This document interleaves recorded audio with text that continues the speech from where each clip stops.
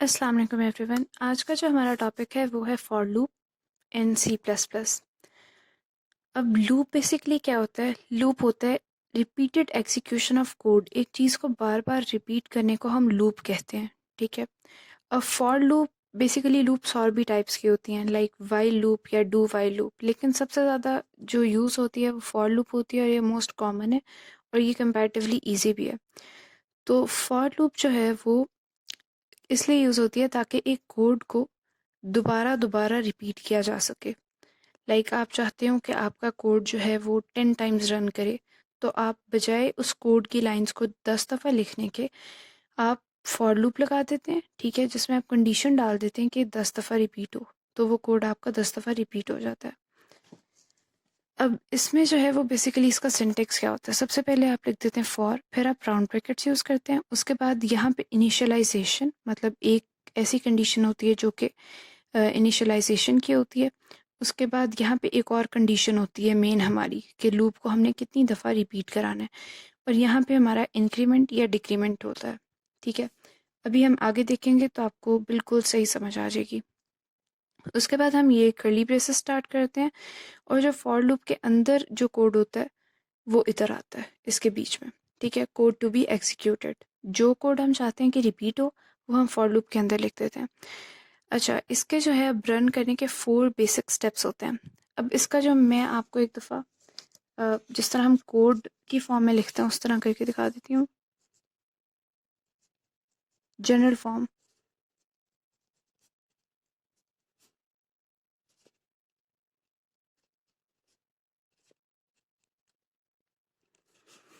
Basically ये थी initialisation की कंडीशन। इनिशियलाइजेशन क्या होता है कि आप इनिशियलाइज करते हो कि लाइक आपने डिफाइन किया कि एक इंटीजर है आई, आई जो है वो वेरिएबल है, आप एक्स लिखते हैं, वाई लिखते हैं, वट, ठीक है।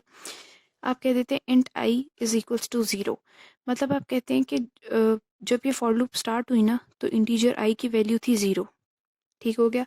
और आप चाहते हैं कि लूप तब तक चले जब तक कि आई की वैल्यू जो है वो 10 से कम कम रहे, लाइक 9 तक चले, ठीक हो गया।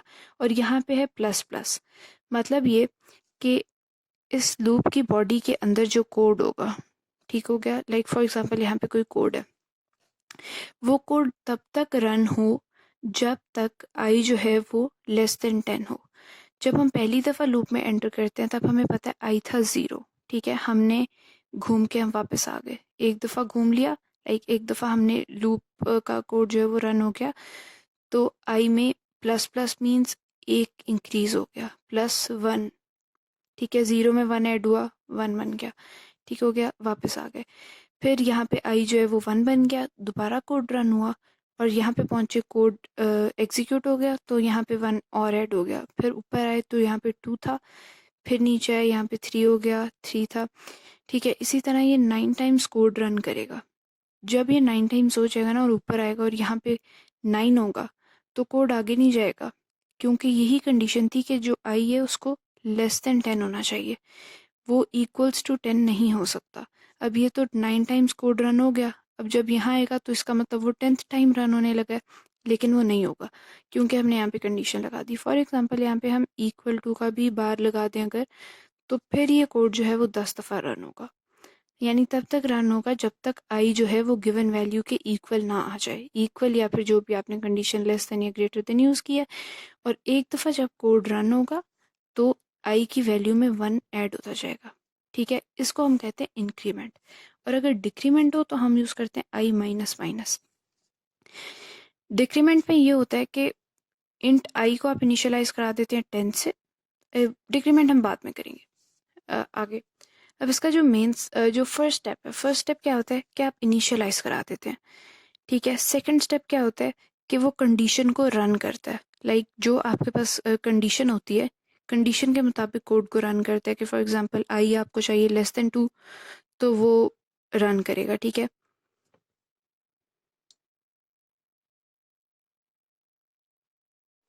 फर्स्ट स्टेप जो होता है वो आपके पास होता है इनिशियलाइजेशन का। ठीक है, और ये सिर्फ एक दफ़ा होता है। ठीक है, एक दफ़ा जब आपने इनिशियलाइज करा दिया कि integer i is equals to zero, तो बस ये एक ही स्टेप था। ठीक है, एक ही दफ़ा इसको इनिशियलाइज होना होता है।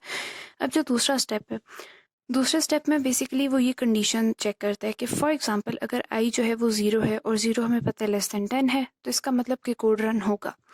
फिर जो है हम देखते हैं कि आई जो है वो मतलब लाइक कोड रन हो गया। ये हमारा था सेकंड स्टेप। अब थर्ड स्टेप में क्या होता है कि यहाँ पे अगर हम आ गए ना, लाइक कोड हमारा रन हुआ और हम लूप से बाहर आ गए। ठीक है, तो यहाँ पे अगर आई की वैल्यू ज़ीरो थी, अब वन टाइम कोड रन हो गया तो ज़ीरो प्लस वन वैल्यू क्या हो गई, वन हो गई। ठीक है, अब थर्ड स्टेप जो है ना वो इंक्रीमेंट या डिक्रीमेंट से रिलेटेड है, और थर्ड स्टेप में जो है ना वो डिक्रीमेंट होगा या इंक्रीमेंट। अब जब थर्ड स्टेप हो गया, लाइक आपका इंक्रीमेंट हो गया, दोबारा से सेकंड स्टेप पे आएगा कंपाइलर। ठीक है, और वो अब देखेगा कि आई की वैल्यू अब वन है, क्या वो 10 से कम है या नहीं। वो देखता है कि फिर कम है, वो फिर से उसको करता है, कोड रन करता है, और यहाँ पे आ जाता है तो आई की वैल्यू हो जाती है one plus one is equals to two. फिर थर्ड स्टेप का इंक्रीमेंट हुआ, फिर वो वापस गया, उसने चेक किया कि क्या टू 10 से कम है या नहीं। फिर अगर टू 10 से कम है तो दोबारा कोड एग्जीक्यूट करेगा, और इसी तरह ये प्रोसेस रिपीट होगा।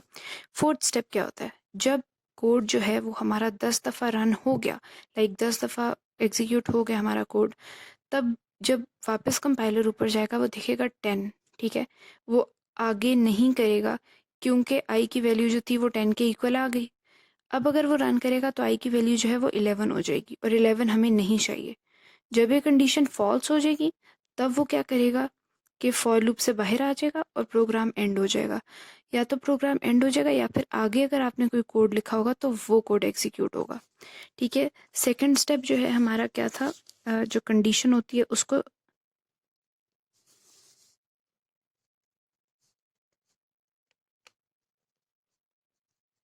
और थर्ड स्टेप में हम्म,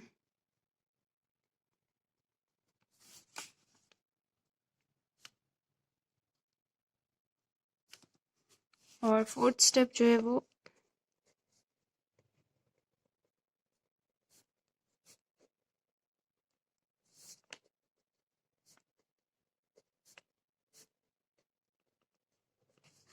अगर आपके पास ये कंडीशन जो है फॉल्स आ गई तो वो एग्जिट कर देगा लूप को। अब यहाँ पे मैंने आपको दिखाया है कि फॉर एग्जांपल ये आपका एक कोड है। ठीक है, यहाँ पे आप इंक्रीमेंट यूज़ कर रहे हैं कि फॉर एग्जांपल जो है int i integer i is equals to zero, ये आई तब तक चलना चाहिए जब तक आई की वैल्यू जो है वो 10 से कम रहे, तब तक चल जाए। जब 10 के इक्वल हो तब नहीं चलना चाहिए। सिमिलरली यहाँ पे जो है हमने डिक्रीमेंट की लास्ट कंडीशन लगाई है। ठीक है, अब इसके अंदर क्या है कि हमने इनिशियलाइज क्या किया कि आई इज इक्वल्स टू 10। हमने कंपाइलर को बताया कि आई की इनिशियल वैल्यू जो है ना वो 10 है। ठीक है, और हमने उसको दूसरी कंडीशन दी कि कोड तब तक रन होना चाहिए जब तक आई जो है वो ग्रेटर देन वन हो, या आप ग्रेटर देन जीरो कर दें, ग्रेटर देन टू कर दें, या जो मर्जी आप करना चाहें। ठीक है, और उसके बाद हमने एक डिक्रीमेंट लगा दिया, मतलब -1, यानी आई की वैल्यू 10 थी, नीचे आया। ठीक है, जब हमने एक दफ़ा कोड रन हो गया तो हमने आगे क्या कहा था, सेकंड स्टेप पूरा होने के बाद हमें थर्ड स्टेप करना होता है जिसमें इंक्रीमेंट या डिक्रीमेंट होता है।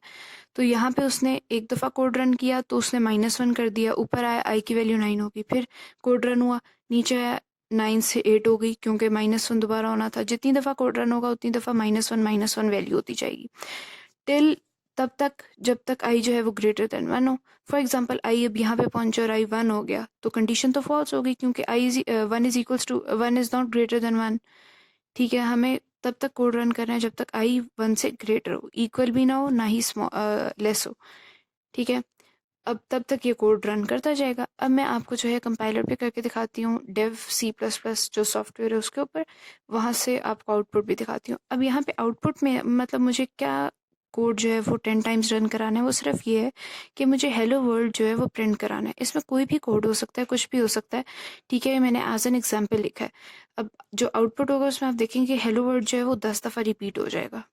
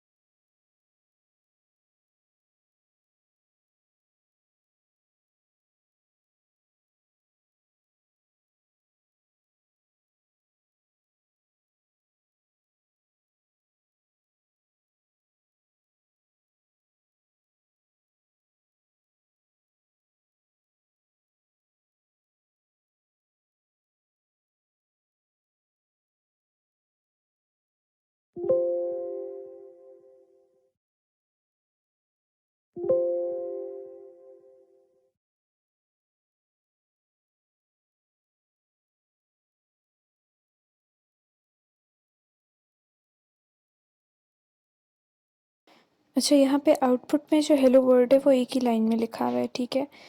अगर हमें इसको डिफरेंट लाइंस में करना हो तो हमें एक और फंक्शन है, बिल्ट इन फंक्शन है एंड एल यूज़ करते हैं तो आउटपुट जो है ना वो नेक्स्ट लाइन में आ जाता है। लाइक इसके बाद जब मैंने डिक्रीमेंट की कंडीशन लगाई है और आई की वैल्यूज़ को चेंज की है, उसके बाद जो मैंने सी आउट के बाद हेलो वर्ल्ड के बाद यहाँ पे एंड एल लिख रही हूँ मैं।